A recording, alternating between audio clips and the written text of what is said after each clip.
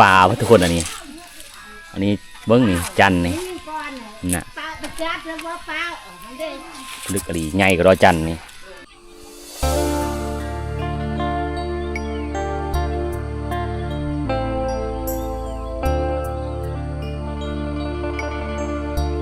1 2 3 4 5 6 7 8 9 10 11 12 13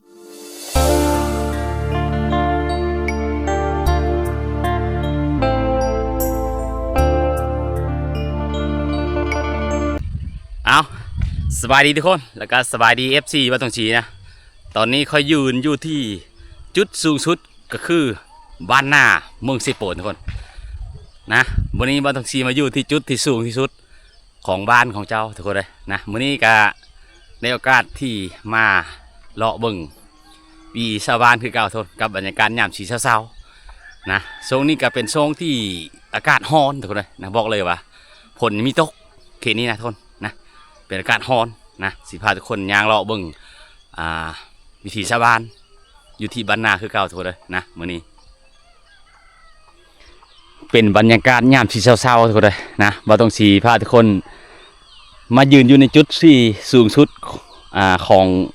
ของบ้านทุกคนเลยของบ้านนาน้ำเมาะนี่ตอนเช้าๆทุกคนเลยน้ำเมาะนี่หลายบอกเลยนะแต่ว่ายังไม่เคยฝนตกนะยังไม่เคยเห็นฝนตกจากเธอทุกคนเลยอากาศร้อนนะหลังจากที่วิทย์ปีใหม่มากับอากาศนี่บอกเลยทุกคนนะอย่างร้อนคือเก่านะอยู่เขตบ้านตงชีอยู่ก็เป็นเขตที่ชนบทแต่ว่ายังไม่เคยมีว่าฝนตกทุกคนเลยนะแต่จากบ้านอื่นนี่ก็ยังมีฮู้จักว่ามันเป็นยุดที่เรายืนอยู่เนี่ยนะ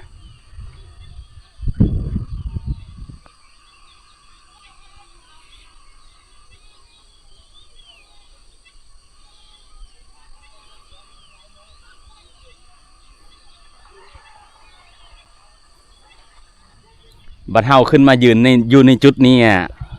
อย่าคล้ายคือกับแถวสำเหนือทุกคนเลยนะจุดนี้คือกับแถวสำเหนือเนื่องจากว่ามันเป็นบรรยากาศที่ชาวบ้านเพิ่นนั้นจุดให้แล้วทุกคนเลยนะจุดให้นี่แล้วเรื่องฮือให้นี่ชาวบ้านเพิ่นยังมีแล้วทุกคนเรื่องฮือให้นะยังมีแล้วทุกคนเลยนะเด้อันนี้คือชาวบ้านเพิ่นเด็ดจุดให้ก็คือตัวนี้เป็นให้ผู้นะให้ผู้ให้ผู้ตั้งห้าให้ทงเพียงตั้งห้านะทรงนี้เป็นทรงที่ชาวบ้านเขาเจ้านี่คือให้ทุกคนนะคือให้ผู้ให้ทงเพียงนี้ส่วนหลายชาวบ้านเขาเจ้าหลายคนนี่แล้วตัวใดนะโอ้หึงแล้วไม่ได้ย่างขึ้นผู้มาย่างรอวังสุดเดียวนี่ทุกคนบอกเลยว่าเฮ้ยจนจะออกนะอันนี้ก็เป็นบรรยากาศยามที่เช้าทุกคนนะอันนี้แต่เก้าติข้าวนั่นนี่อยู่แถวนี้นี่เป็นโซนยางโบงเขาเจ้านะโซนยางโบงหลังจากที่เพิ่นขายออกไปแล้วเพิ่นกะเอ็ดไฮเซอร์นะทุกคนนะมาปลูกข้าวเซอร์เอ็ดไฮเซอร์ทุกคนเลยนะยางโบงนี่ก็ประมาณปีหนึ่งก็มาเริ่มป่งทุกคนเลยนะเริ่มจะป่งแล้วได้นะอันนี้มันท่านได้ป่งเพราะว่าเพิ่นมันจูดแล้วแต่ว่ายางโบงนี่โซลายแล้วเขาจูดกันมันไม่ตายทุกคนเลยนะมันไม่ตายได้ทุกคนเลยถ้าว่าฝนตกนี่มันก็จะใบขึ้นออกมาอีกเด้โหนี่ก็คือโหนชาวบ้านเพิ่นเอ็ดยานแบยานโง่ขึ้นมากินข้าวให้เพิ่นเด้ทุกคนเลยเพิ่นเอ็ดนี่นะเพิ่นเอ็ดเพิ่นได้โหไว้ทุกคนเลยอันนี้นะบางครอบโคก็จะใส่น้ำไม่จับบางครอบโคก็จะใส่ตะนางนะแต่บางคนก็เอ็ดโหแบบนี้แหละทุกคนเลยนะส่วนหลายนี่โง่นี่ส่วนหลายมันก็ไม่ชุดได้ขึ้นเท่าไหร่ทุกคนผู้เนี่ยส่วนหลายมันเป็นแบแต่ทุกคนนะให้ผู้นี่เพิ่นจะซักตำหลังทุกเลยนะนี่ทุกคนตัวโซบจิกจันนะว่าโซบจิกจันนี่อยู่เขตนี้เนี่ยทางเวียดนามเขาเจ้าซื้อนี่โลนึงประมาณอยู่1.5 ล้านหรือ2 ล้านในโลนึงทุกคนนะแต่ว่าพ่อชิได้โซบจิกจันนี่ฮอดโลนึง2 โลนี่โอ้บริง่ายทุกคนเลยนะได้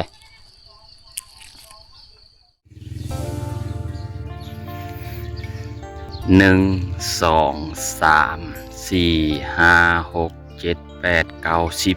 11 12 14 16 17บัง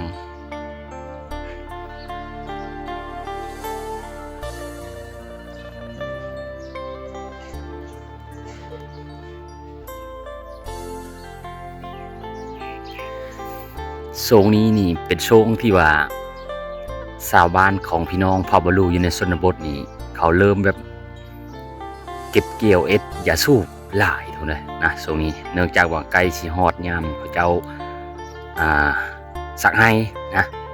แต่ว่าจุดให้นี่ชนหลายเขตพี่น้องเผ่าบาลูนี่ชนหลายเขาจุดให้นี่แล้วทุกเลยรอท่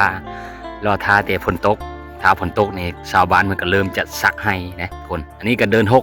กลาวเฮาแต่ว่า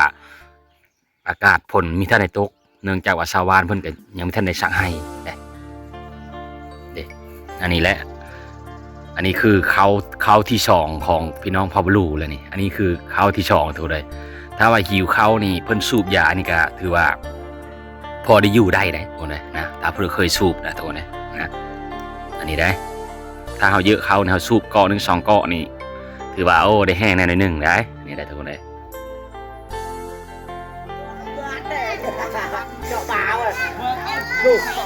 กูยังมาดีกูเลือดเต้าเบากล่าวเลยไง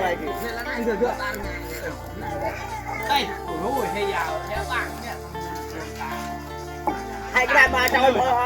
กระแปดใส่แต่เบาเลยเบาอยู่เบาชัวรุ่งไปเลยนั่งมากระเจ้าเบากล่าวอ้าวเรียกกันเลยดาจะลาเลี้ยก่อนชายอจอตรงเดียอยู่แบบแต่จุ๊บจอนปลาดูจงอยู่เพื่อนไอ้ต้องกุบางทีตัวการเอียงจีนตายกันน้ำกูเยอะอัดดังเลยมือกับลังเนี่ยไงแล้วมันคุยนะแต่พาเลยเอาตามไอ้ยังแต่กูเป็นป้าไอ้จงการโอ้ยเอาปืนไปปืนเสือทำรู้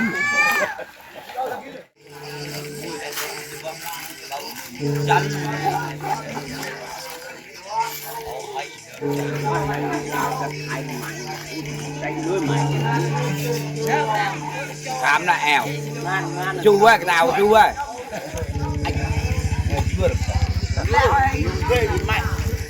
cao ta liêm cái song song đây đâu đấy เสื้อโทรตัวพี่นาเอาไหม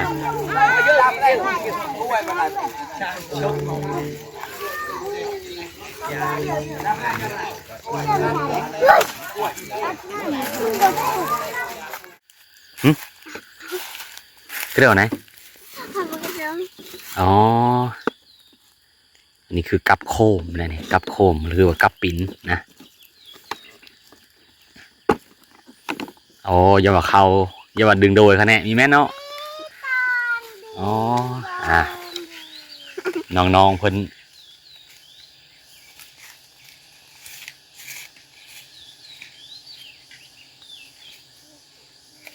โอ้เขียน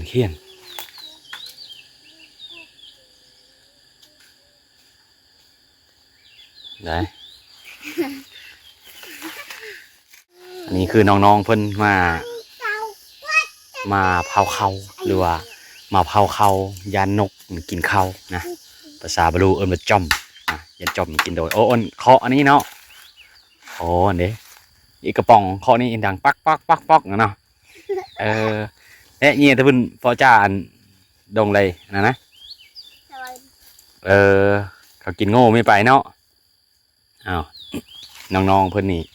ถ้าว่าเพิ่นมีคาเว่นี่เพิ่นจะไปกินเฮิร์นบ่เขาเจ้าจำผีตรงนั้นนะแต่ว่าน้องๆเพิ่นคาเว่ก็เลยได้เผานกนะเผานกก็คือนกนี่มันมากินข้าวอยู่นี่ได้นี่เด้ข้าวหน้าไปเลยทุกคนเด้โอ้บอกเลยข้าวหน้าเขานี่งามทุกคนนี่ได้ข้าวหน้านี่อยู่เทิงภูนะเขาเจ้าฮือให้ทุกคนนะฮือให้ทุกคน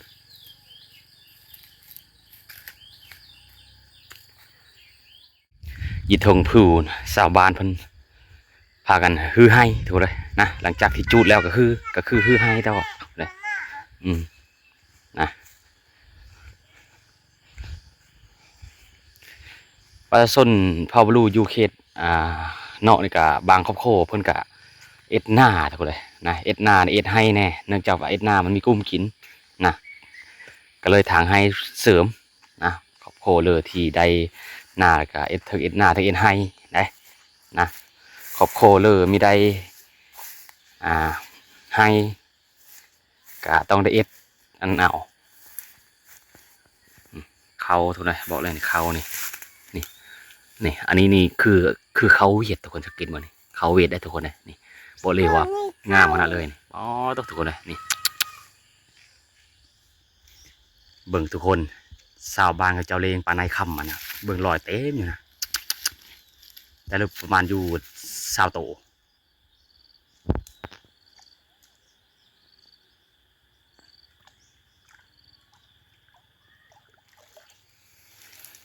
อันนี้คือหอดฤดูมันทุกคนเลยอันนี้คือโฮบองเขาเป็นโฮนะโฮหรือว่าดอกไม้นี่หอดยามฤดูปีใหม่นี่มันบานนะทุกคนเลยนะนี่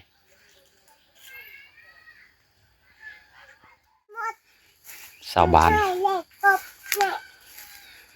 เพิ่นตานี่อย่าสูบไว้ทุกคนเลยนี่นะนี่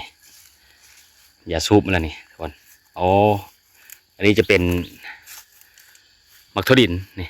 มักทดินเอิ้นว่าสตองกระแตหลังจากที่ใกล้จะฮอดยามฤดูเพิ่นช่างให้เพิ่นก็เลยลกมานี่ส่วนหลายเขตนี้เพิ่นปลูกป่าตามธรรมชาติก็คือปลูกป่าแถวดินทรายนะดินทรายทุกคนเลยนะดินทรายได้นี่คือยาสูบเลยยาสูบแล้วนี่อีแต่งลายชุยหรือกึ่งครับ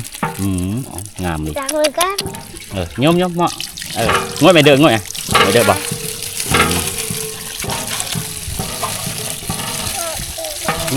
กินน้ำบอกกินอ่ะกินได้ละน้ำด่านกินเอากินไหมอ้าวบางครอบโคก็ยังต้มอยู่ได้หนึ่งขี้ซุปนี่นะบางผู้ไทยบางบ้อนก็เอิ้นว่าน้ำพักนะเห็นไหมต้มวันนี้หนีไม่ได้ง่ายทุกคนเลยดับ3-4 มื้อพอแล้วนะแต่ว่าบางผู้ไทยเข้าแถวนาบ่อนี่เขาจะต้มนี่เขาจะมีน้ำน้อยหนึ่งแต่ว่าทางนี้นี่เขาต้มจะเป็นก้อนหรือน้ำน้อยหนึ่งในส่วนหลายทุกคนเลยนะ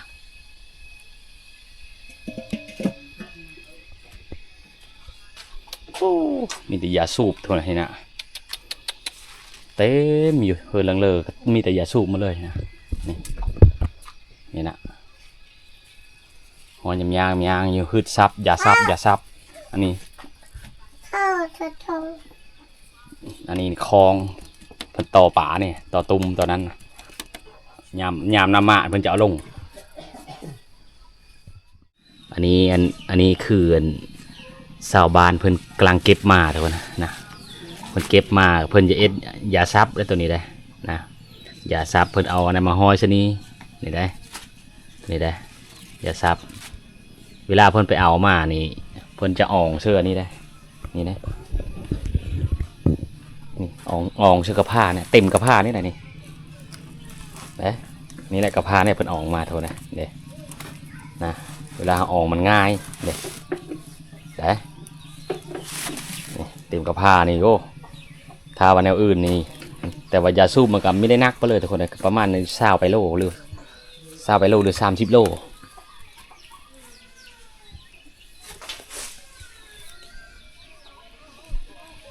อันนี้เขาคันอันนี้นะเขาเย็ดยาสูบกระบังอันนี้เลยตัวนี้ยาสูบกระบังหลังจากตาแดดเนี่ยชี้ง่ายว่าเขาตานี่ชี้ง่ายให้ตาพวกนะบอกช่วงเราให้ตาอะไรให้ยันอ่ะจะกะว่าประมาณจะง่ายเขาตามเขามุนใส่แล้วเนี่ยคือตาใช่นี่ตาให้มันความหมายของเพิ่นนะอันนี้เพิ่นคันหรือเพิ่นตานี่หน่อยนึงเฮอนำมันยาสูบนี่อ้ออะไรทั้งหมดเลยน้ำคิดว่าบ่ต้องสีคิดว่าเพิ่นตาจนว่ามันแห้งมันโคเลยนะนี่แต่ว่ามีแมนทั้งหมดเลยจะน้อยเนี่ยเพิ่นยันเอากระปังนะเอากระบังโอ้คิดว่าตามันแห้งอันเลยได้ใช่ได้เงินอ๋อเด็ดแมนหมดแหละนี่นะนี่แมนหมดเลยได้นี่นะ ตะแรงปะนี้แหละตะแรงสีคำตะแรงแหละเพิ่นยัดเขาก็บังอันนี้ได้นะครับว่าต้องสีคิดว่าบ่แม่นเดิมอย่าไปคิดว่าอานินแน่เนี่ยอันนี้คือยาสูบนะเห็นว่าบอลนินนี่โอ้ตายคักอันนี้บ่แม่นบอลนินเด้อนี่เด้ออันนี้คือยาสูบพืชนะได้ ช่างพวงไปจะชูพืชเลย ขายก็น่าคนเฒ่าคนเฒ่าเฮ็ดอยากบัง ปอจันนี่มันชื่อปลาเพื่อทุกคนอันนี้เบิ้งนี่จันนี่น่ะ ปลาประจับแล้วว่าปลาเด้อ ลึกอะไรใหญ่ก็รอจันนี่ ก่อนกลายทำใบ ปลาครึ่งมันกว่าปลาครึ่งวันนี้จักปลาหรือปลาสลามยังเข้าได้ไม่จักอันเนี้ยได้อันนี้เขาเกมฮอตยามผลอยู่นะเกมนี่เกมจะใส่นี่ได้อ๋ออันนี้เพิ่นยังมีแล้วยังมีง่าได้ใส่ง่าอีกอยู่นี่ได้ยังมีง่าใส่อีกเวลาป่ามันเฮามันคาง่านั่นแหละได้คันเฮาเอ็ดปะแบบนี้นี่ป่าเฮาไปมันออกมาคือเก่านะยังมีง่าต่างหากนะเพิ่นยังไม่ได้สาร